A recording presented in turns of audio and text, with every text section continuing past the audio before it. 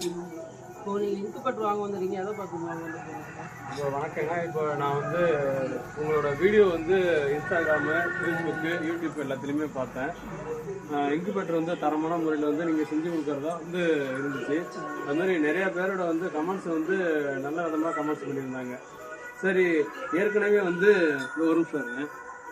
ஏற்கனவே வந்து எனக்கு தெரிஞ்ச இடத்துல ஒரு இடத்துல தர்மாகோலில் வந்து இன்குபேட்டர் வாங்கியிருந்தேன். அந்த இன்குபேட்டர் வந்து எனக்கு ஒரே நாளில் 60 முட்டை எனக்கு லாஸ் ஆகிடுச்சு. பாருங்க, இன்குபேட்டர் தர்மாகோலில் வச்சுருந்தேன். அது 60 முட்டை. அதோட இது என்ன ஆகிட்டுது அப்படின்னு சொன்னீங்கன்னா ஃபுல்லாக எரிஞ்சு போயிட்டுது.